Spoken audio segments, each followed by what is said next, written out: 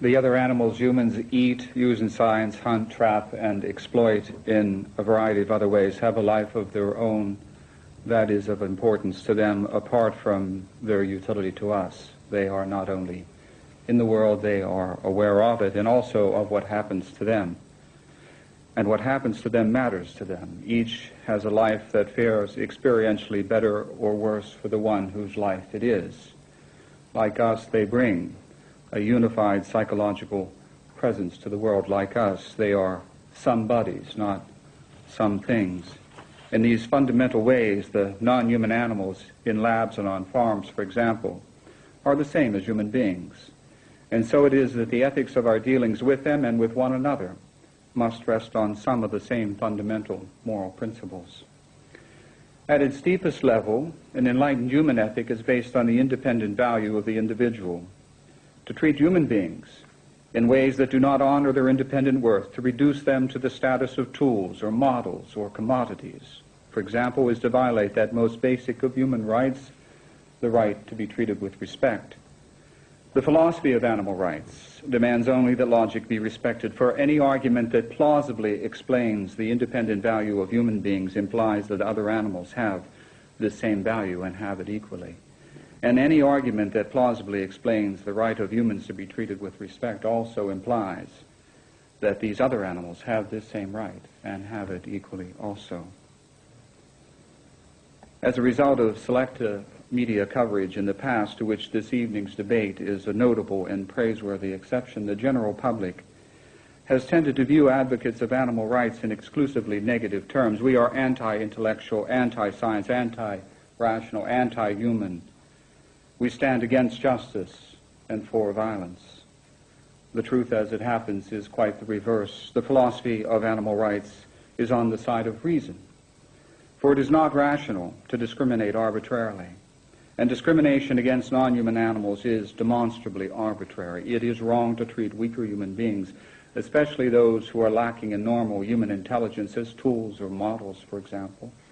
It cannot be rational, therefore, to treat other animals as if they were tools, models, and the like, if their psychology is as rich as or richer than these human beings. The philosophy of animal rights is pro, not anti-science.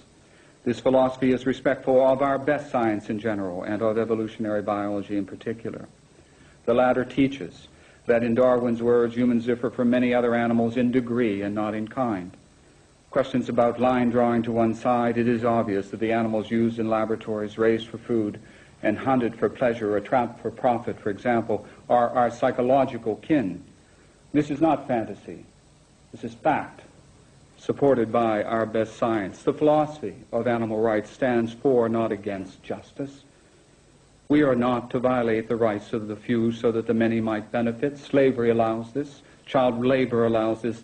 All unjust social institutions allow this, but not the philosophy of animal rights, whose highest principle is that of justice.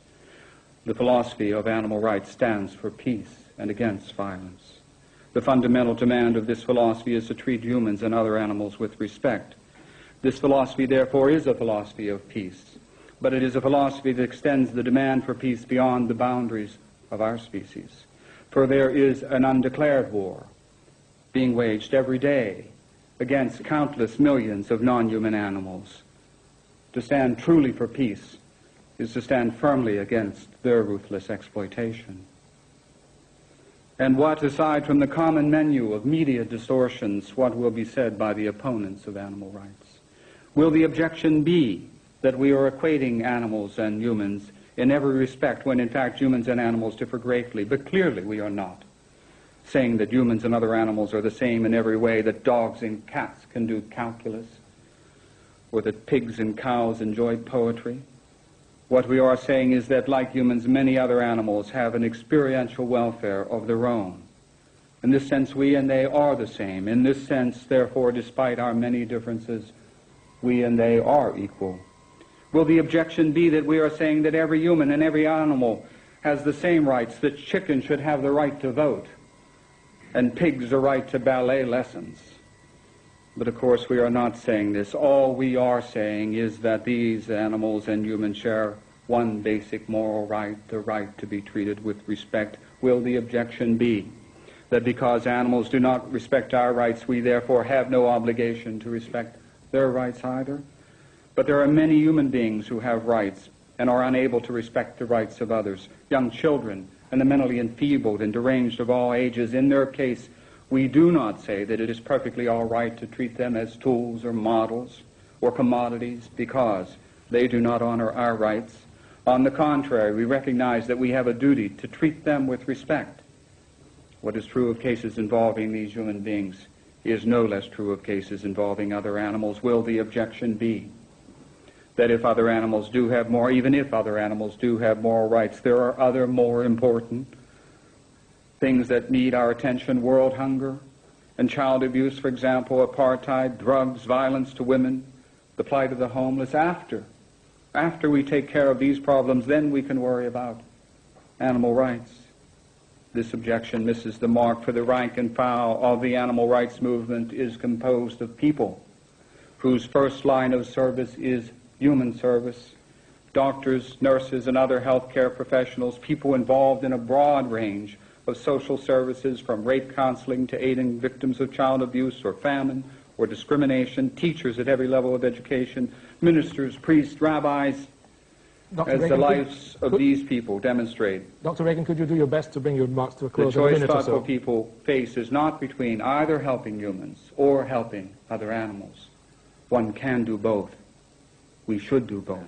Is it rational, impartial, scientifically informed? Does it stand for peace and against injustice? To all these questions, the answer is an unqualified yes.